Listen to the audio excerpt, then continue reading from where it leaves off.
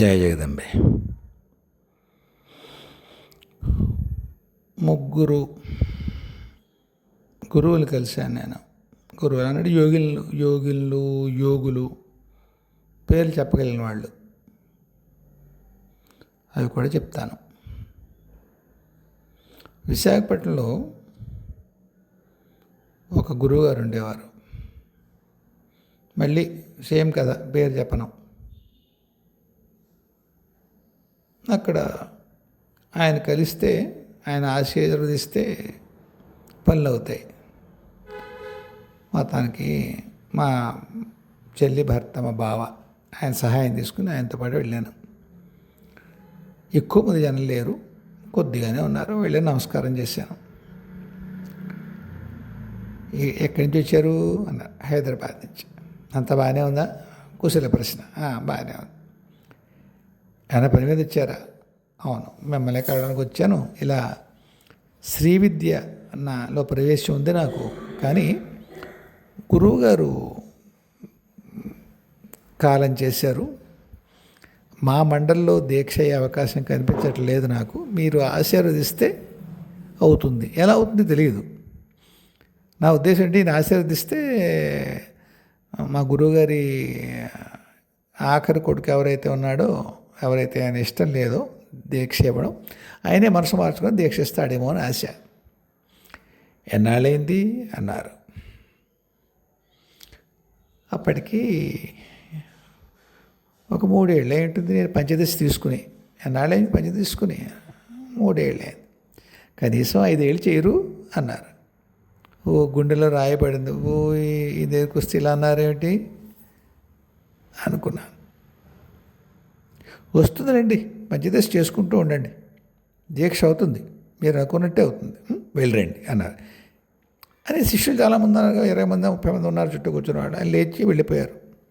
ఇంక ఈరోజు గురువుగారు కలవరు అన్నారు. ఊరిని హైదరాబాద్ నుంచి వచ్చాను ఆయన కలవడానికి. ఒకళ్ళు ఎవరు అన్నారు, ఫలానా ఇంట్లో ఆయన విశ్రాంతి తీసుకుంటారు, అక్కడికి వెళ్ళండి, వాళ్ళ శిష్యులు ఉంటారు, మీకు ఏమైనా ఏకాంత సమావేశం ఏర్పాటు చేస్తారేమో చూడండి అన్నారు. వెళ్ళాను. ఒక ఆయన ఉన్నారు, గురువుగారు ఇప్పుడు విశ్రాంతిలో ఉన్నారు, మాట్లాడరండి. అయ్యా హైదరాబాద్ నుంచి వచ్చానండి, ఏవో సందేహాలు ఉన్నాయి, తీర్చుకుందామని. సరే కనుక్కొని వస్తానన్న. వెళ్ళారు. ఆయన అన్న మాట, వాళ్ళ గురువు గారు ఎవరైతే ఆయన శ్రీ విద్య ఇచ్చారో ఆయన చెప్పిన మార్గంలో నడుస్తున్నారు. ఇప్పుడు కొత్తగా ఆయనకి నా నుంచి ఎటువంటి సూచన అక్కర్లేదు, ఆయన సాధన బాగా సాగుతోంది, కొనసాగించమను, ఇంకేమన్నా నేను అడిగితే చెప్పు అన్నారు. ఈయన వచ్చి ఇలా అన్నారండి, గురువుగారు పూర్వ పని చేయండి, నాకు చెప్పండి మీ సందేహం ఏమిటో, ఆయన కృప వల్ల నాకు స్ఫురిస్తే చెప్తాను అన్నారు. నేను అన్నాను, ఏవైతే సరైన లక్షణాలు కావంటారో సాధకుడికి, సామాన్య ధర్మానికి వర్తించనివి కొన్ని ఉంటాయి, అవి నాలో ఉన్నాయి, వాటిని నేను వదులుకోలేకపోయాను. మరి సాధన ఎలా సాగుతుంది అన్నాను. ఆయన ఎవరు చెప్పారు ఆ లక్షణాలు ఉండకూడదని అని. ప్రతి వేదిక మించి ప్రతి గురువు చెప్తాడు అవి ఉండకూడదని అన్న. ఆయన ఒక మాట అన్నారు, మీకు కాదులండి అవి అన్నారు. అలా ఉంటుందండి, ఎగ్జామ్షన్స్ ఉన్నాయేంటి అన్నాను నేను. నాకు నచ్చలేదు ఆ మాట. అయితే తప్పించుకుంటున్నారు అనుకున్నాను. ఆ గుల్మోహర్ చెట్టు కింద నుంచి మాట్లాడుతున్నాం. ఆయన అన్నారు, ఈ పువ్వు చూసారా అన్నారు. చూశాను. ఇది కాయ అవుతుందా అన్నారు. పువ్వుగా ఉంది కదండి, అవి ఆకులు ఏమంటారండి, రేకులు అవి రాలిపోయాక అవుతుంది అన్నాను మామూలుగా. ఓ పని చేస్తే ఈ ఆకులు ఈ రేకలు పీకేసామనుకోండి, అప్పుడు అవుతుందా అన్నారు. అలా ఎలా అవుతుందండి? అది పరిణతి చెందాలి కదా అన్నాను. అంతే కదా, మీరు చెప్తున్న లక్షణాలు ఏవైతే మీరు అవరోధాలు అనుకుంటున్నారో కాలంలో రాలిపోతాయి మీ సాధనలో. మీరు వాటిని తీసేస్తే అది తీసేయడంగానే ఉంటుంది. అవి రాలిపోవాలి. మీరు పండేటప్పుడు అవే రాలిపోతాయి. నమస్కారం పెట్టి బయటకు వచ్చాను. ఇలాంటిది మా బంధువు ఒక అమ్మాయి. ఆ అమ్మాయికి రోజు మధ్యాహ్నం స్కందమాత కనిపించేది. ఒకలాంటి ట్రాన్స్లోకి వెళ్ళేది అమ్మాయి. ఇది కింద జన్మలో అమ్మాయి యోగం చేసింది బాగా. స్కందమాత కనిపించేది. స్కందమాతని అమ్మాయి గుర్తుపెట్టేది కాదు. నాకు మరదలు అవుతుంది అమ్మాయి. రోజు ఎక్కడికో తీసుకెళ్తుంది, చెప్తుంది. అమ్మాయికి ఏం తెలియట్లేదు.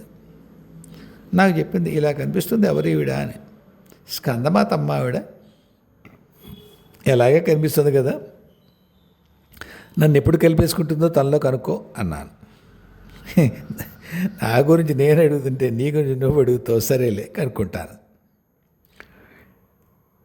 ఆవిడ కనిపించినప్పుడు అన్నాడు, నేను నిన్ను ఏమీ చేయలేదు, ఓ పూజ లేదు, ఓ జపం లేదు, నాకు కనిపిస్తున్నావు.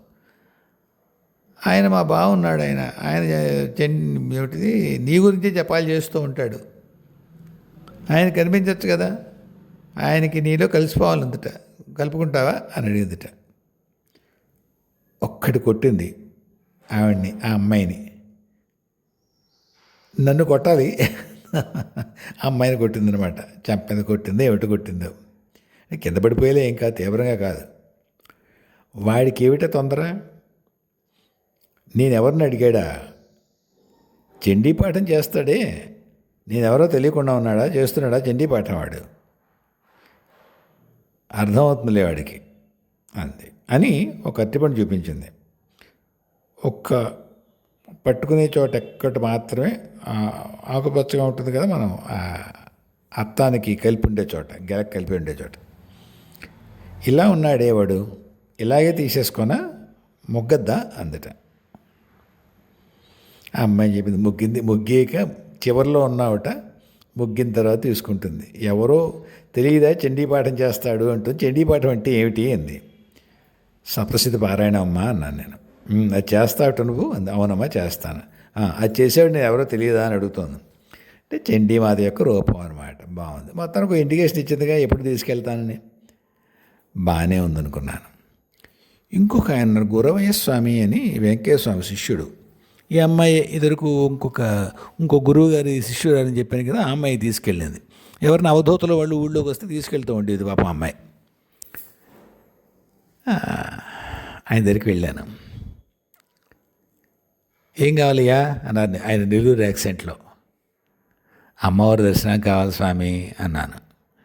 నన్ను ఇలా వంగదీసి ఒక గుద్దారు నడ్డి మీద మెల్లగానే.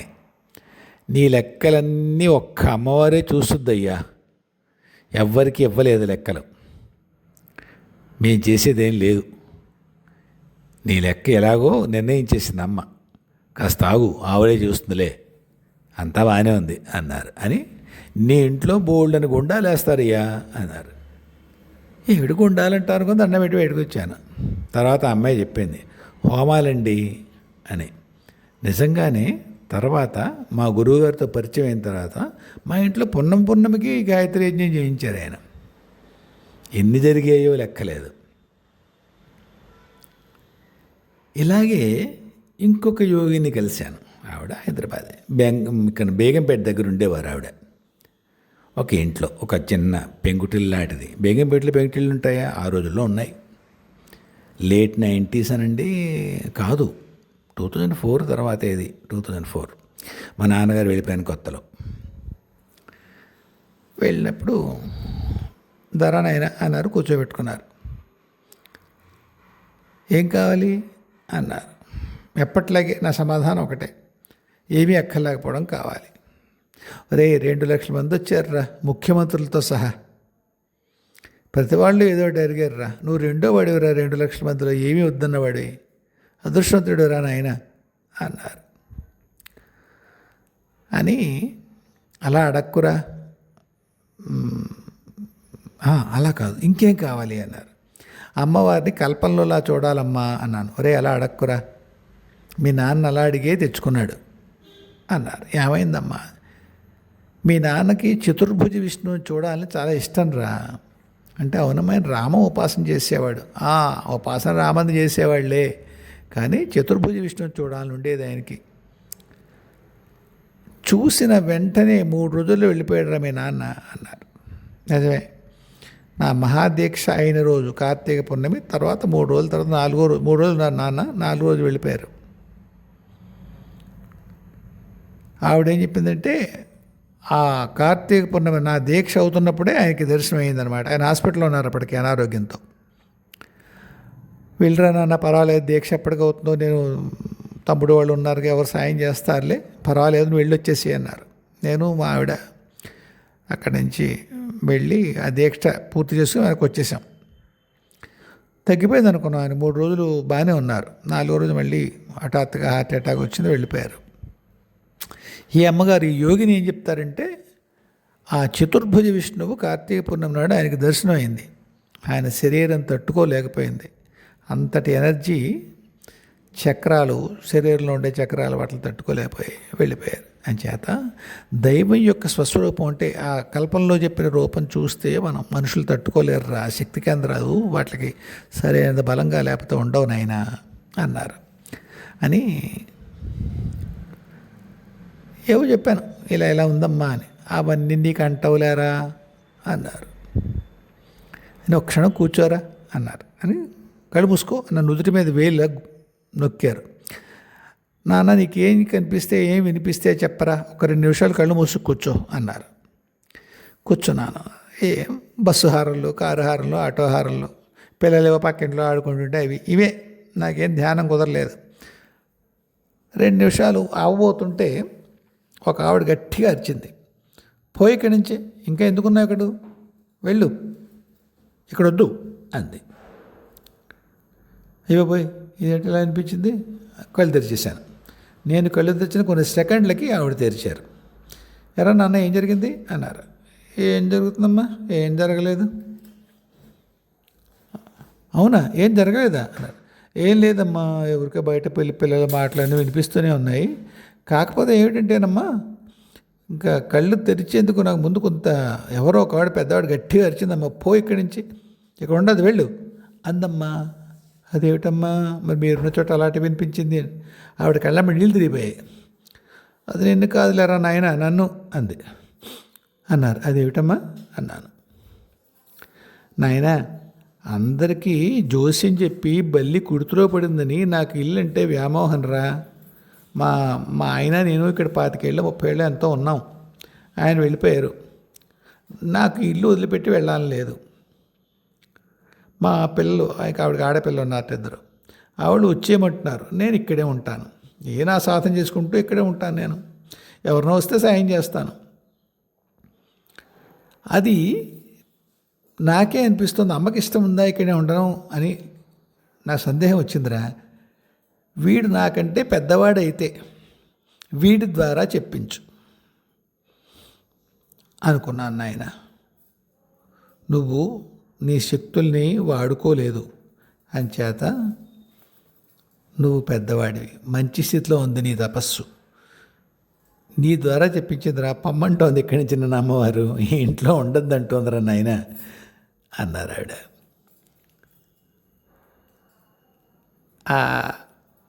ఏమంటారు దాన్ని, తపస్సు ఖర్చు పెట్టుకోలేదు అన్న విషయం గురించి ఆవిడ చెప్పారు.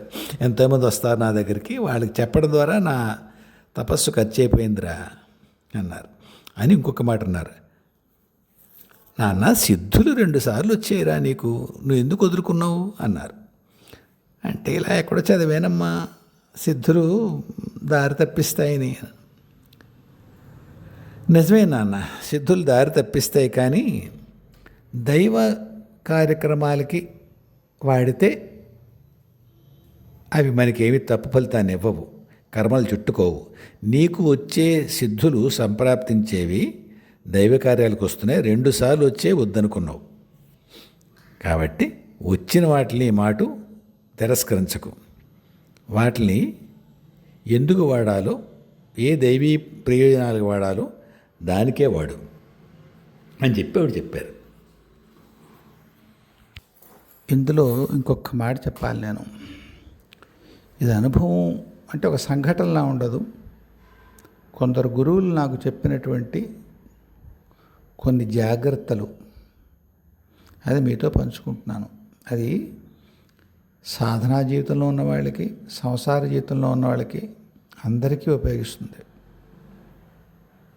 ఒకటి, మీ కారణంగా ఒక ఆడది కన్నీళ్ళు పెట్టకూడదు, ఆవిడ తప్పు లేకుండా.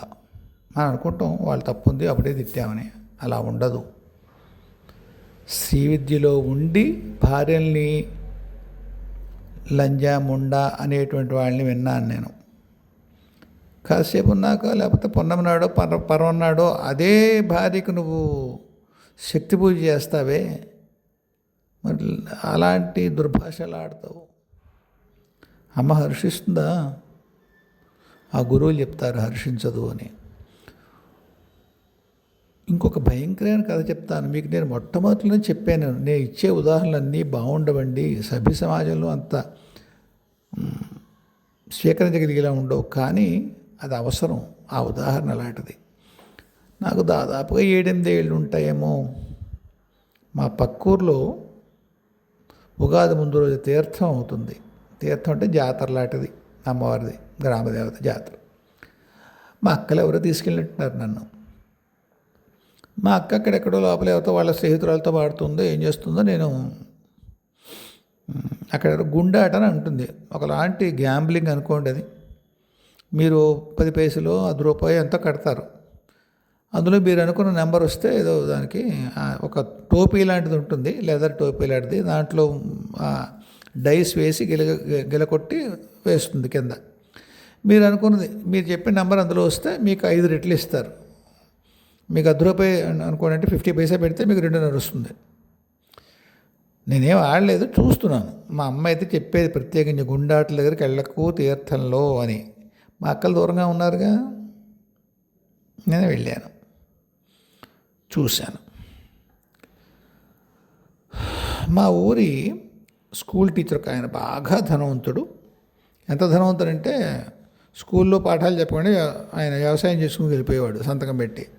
పలుకుబడి ఉంది, అందగాడు, లేట్ 20s ఉంటాడేమో. ఆయన ₹1 కాచాడో ఎంత కాచాడో కాచాడు. ఆయనకి ₹5 ఎంతో వచ్చింది. ఆ పక్కన ఉంటాడుగా ఆడి వాడుకుంటాడు, ఒక అమ్మాయి ఉంటుంది పక్కనే. ఆ అమ్మాయి సాధారణంగా వేశ్యావృత్తిలో ఉండేటువంటి అమ్మాయిలు ఉంటారు వాళ్ళు. ఆ పక్కన మా ఊరికి 15 కిలోమీటర్లలో ఒక శివక్షేత్రం ఉంది. ఆ ఊరు కొద్దిగా ఫేమస్ ఇలాంటి వాటికి. అక్కడి నుంచి మామూలుగా రికార్డింగ్ డ్యాన్స్లో అమ్మాయిలు కావాలన్నా, నాటకాల్లో ఆడవాళ్ళు కావాలన్నా వాళ్ళు వచ్చి వేస్తారు వేషాలు. ప్లస్ ఇలాంటి గుండాట్లో ఉన్నక్కడ అమ్మాయి కూర్చుంటుంది. ఆ అమ్మాయిని చూడడం కోసం వస్తారు. ప్లస్ ఈ జోదం ఆడతారు. చెప్పానుగా 7-8 ఏళ్ళు నాకు. ఏమిటవుతుందంటే ₹5 వచ్చినప్పుడు మనకి ₹5 ఇచ్చేస్తారు కదా, సంతోషంగా వాళ్ళు ఎంతో కొంత రిటర్న్ చేస్తారు. ఎవరికి ఇస్తారు? అక్కడ ఉన్న అమ్మాయికి ఇస్తారు. ఎందుకంటే అమ్మాయి వేస్తుంది ఆ టోపీలో ఆ డైస్ పాచికలు, అమ్మాయి చేతిలో పెడతారు డబ్బులు. ఆ రోజుల్లో మా ఊరు నుంచి ఆ అమ్మాయి ఏ ఊరు నుంచి వచ్చిందో ఆ ఊరికి టిక్కెట్ మహా ఉంటే 50 పైసలు ఉంటుంది. భోజనం ₹1 ఉండదు ఆ రోజుల్లో. ఉండేనే ముంచండి ఇడ్లీ 20 పైసలు పావలా ఉండేదో లేదో ఆ రోజులు అవి. కాబట్టి నేను ₹1 ఇచ్చాడు ఆ అమ్మాయికి, పెద్ద అమౌంటే. ఆయనకి ₹5 వచ్చాయి, ₹1 ఇచ్చాడు. కొద్ది జాగ్రత్తగా ఉండండి, ఆ ₹1 చేతిలోనే పెట్టక్కర్లేదు ఆయన. ఆ అమ్మాయిని ఎక్కడైనా ముట్టుకుని పెట్టచ్చు. ఆడవాళ్ళు పర్స్ ఎక్కడ పెట్టుకుంటారు? అలాంటి వాళ్ళు జాకెట్లో పెట్టుకుంటారు. ఈయన డబ్బు ఆ అమ్మాయి జాకెట్లో పెట్టేట ₹1 పెట్టినప్పుడు ఆయన చేసినటువంటి వేశ్య కదా, ఏమైనా చేయొచ్చు కదా. ఎంత ఎందుకుంటున్నారు టైము? సాయంత్రం 4 గంటలు. తీర్థం, జాతర.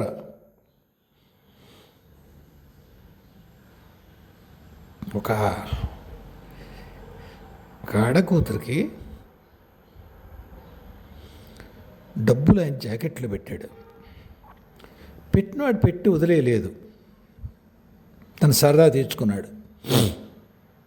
పగలు జాతరలో ఇన్నిసార్లు రిపీట్ చేస్తున్నాను అనుకోకండి, బాధ చెప్తున్నాను. అమ్మాయి గట్టిగా అరిచి ఏడ్చింది. అమ్మాయి నొప్పి పట్టేంతగా ఆయన ప్రవర్తించాడు. ఆ అమ్మాయి కళ్ళంపట బడపట నీళ్లు కారిపోయాయి. ఏడుస్తుంది. పిల్లలు ఉన్నారు బాబు నాకు, అంచేత ఈ ఎదవ బతుకుతున్నాను నేను. మీరు మీ ఇంట్లో గేదెకో ఆవుకైనా సరే ఇంత గట్టిగా మీరు ముట్టుకుంటే తంతుంది అది మిమ్మల్ని. నా బతుకు అంతకంటే అధ్వానం అయిపోయిందండి అని ఏడ్చింది ఆ పిల్ల. చివరి రోజులు ఎలా బతికే కనుక్కోవాలి ఉంటుంది. ఒకసారి మా ఊరు వెళ్ళినప్పుడు, పలానా ఆయన చచ్చిపోయాడా, ఉన్నాడా, ఉంటే చచ్చిపోయాడు, ఎలా చచ్చిపోయాడు ఆయన అని అడగాలనిపిస్తుంది నాకు. అంత దుర్మార్గంగా ప్రవర్తించాడు ఆయన.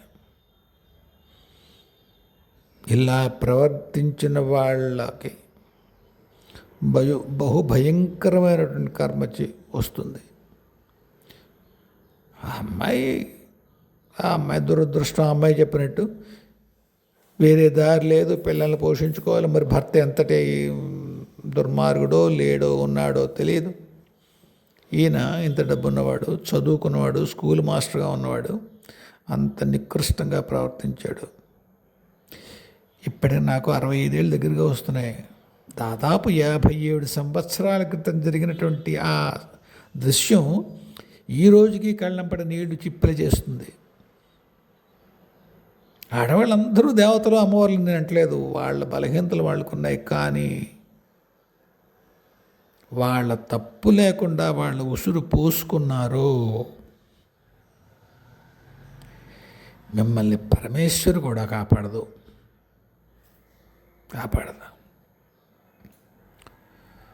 ఒకటి. 2, కోనసీమలో ఒక ఊరుంది, మహా తపస్సులు ఉండే ఊరు. నువ్వు ఊరి పేరు చెప్తే నా మీదకి మళ్ళీ ధ్వజం ఎత్తుతారు కాబట్టి చెప్పట్లేదు. ఒక 100 ఏళ్ళ, 70 ఏళ్ళు, 100 ఏళ్ళు, 50 ఏళ్ళ క్రితం కూడా, 50 ఏళ్ళ నుంచి వెనక్కి చూసుకోండి. మహోగ్రమైన తపస్సులు. ఆ ఊళ్ళో ఒక ఆయన మామూలుగా పొలంలో పెడుతూ ఉంటే గడ్డి మాడిపోయేదిట. ఒకనొక ఉగ్రదేవత జపం చేసేవాడు ఆయన. అంతంతటి ఉగ్ర తపస్సు చేసేవారు. తర్వాత భ్రష్టులు అయిపోయారు వాళ్ళు. ఇప్పుడు ఎవరు అంతంత తపస్సులు లేరు. కానీ ఆ ఊళ్ళో అందరికీ ఒక దురలవాటు ఉంది. ఎంతటి వాడిని వ్యంగ్యంగానే మాట్లాడతారు. ఎంతటి వాడిని. ఆ ఊళ్ళో నాన్నని తల్లి మొగడాన్ని పిలుస్తారని చెప్పుకుని నవ్వుకునేవాళ్ళం.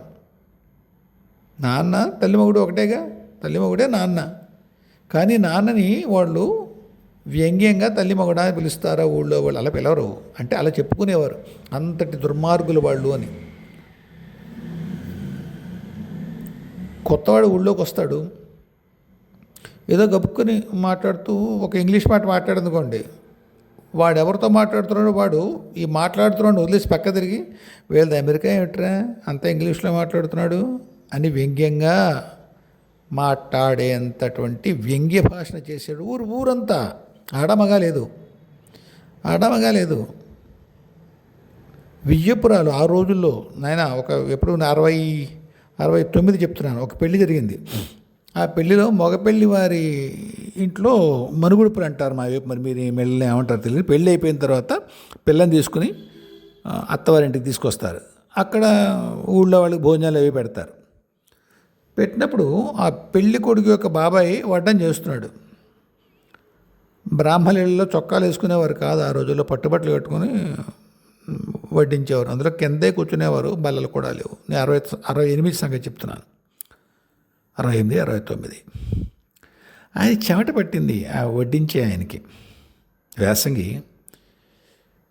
పెళ్లి కూతురు తల్లి అంది, అన్నయ్య గారు చెమట కూడా పిండి వంటేనా మీ ఊళ్ళో అంది. అనక్కర్లేదు, నిజమే. చెమట పడితే ఆయన బ్రాహ్మడు తుడుచుకోవాల్సింది, ఈ తడిబట్టో పెట్టి. ఇంతకేం పడలేదు. ఆవిడ అంత వ్యంగ్యంగా ఆడపెళ్లి వారి తరపున బియ్యపురాలు పెళ్లి కూతురు తల్లి మాట్లాడిన మాట అంటే అంత నోరు దురుసు ఆ ఊరు వాళ్ళకి. ఎందుకు చెప్పానంటే ఒక ఆయన ఉన్నాడు, మహాశివారాధకుడు, నోటి క్యాన్సర్ వచ్చింది. ఊళ్ళో అందరికీ నోటి క్యాన్సర్ వచ్చిందండి అని అడగండి, బాగానే బాధపడ్డారు. ఇది కాకపోతే ఇంకొక అనారోగ్యంతో బాధపడ్డారు, లేదా ఎవరిని ఎంత అవమానించారో అంత అవమానం ఇంకొకరి చేటు పొందారు. ఈ మొత్తం విషయంలో నాకు మా గురువులు చెప్పింది ఏమిటంటే, వాచా దోషం బహు ప్రమాదము. మిగతా ఏ దోషాలు ఏ పాపాలైనా కానీ త్వరగానే పరిహారం అవుతాయి, ఒకటో రెండో జన్మల్లో. వాచా దోషం పనసకాయ బంక, ఎప్పుడన్నా మీకు అనుభవంలో ఉందో లేదో తెలియదు. పనసకాయ కొట్టేటప్పుడు మా ముచ్చుకలోంచి వస్తుంది జిగురు. ఆ బంక ఓ పట్టాని పాదు. సమర్థుడైన వాళ్ళు, చేతలైన వాళ్ళు నూనె రాసుకుని చెయ్యి జారకుండా కత్తితో కొడతారు. పనస పొట్టు కొట్టడం అదొక కళ. గోదావరి జిల్లాలో అదొక పెద్ద వ్యవహారం. వాడి పనసపొట్టు బాగా కొడతాడురా, పనసపొట్టు అన్నీ అంతా. అయితే వాళ్ళు చాలా జాగ్రత్తగా చేతికి నూనె రాసుకుని కత్తితో కొడతారు. మరి చేయి జారిపోదా, జారకుండా అసమర్థత ఉంటుంది. అలా వాక్కుని అంత సమర్థంగా కనుక వాడకపోతే పనసకాయ బంక ఎలా ఇబ్బంది పెడుతుందో అలా జన్మాంతరాల వరకు వాచాదోషం వల్ల వచ్చేటువంటి కర్మ వదలకుండా మనిషిని బాధ పెడుతుంది. మిగతా కర్మలు కూడా అంత బాధ పెట్టవట. నిష్కారణంగా అవమానం పొందుతూ ఉంటాడు అతను. మంచివాడే పాపత్ర భావం చూస్తే అందరూ తిడుతూ ఉంటారు, ఏమిటో అంటూ ఉంటారు. కాదు, ఇప్పుడు మంచివాడు. ఎందుకంటే జీవుడు అనుకుంటాడు, ఎదురు తప్పు చేశాను, ఇంక నేను కరెక్ట్ చేసుకుంటాను నన్నని. అప్పుడే అన్ని కష్టాలు మొదలవుతాయి. అని చెప్పి ప్రక్షాళన కదా మొదలైంది.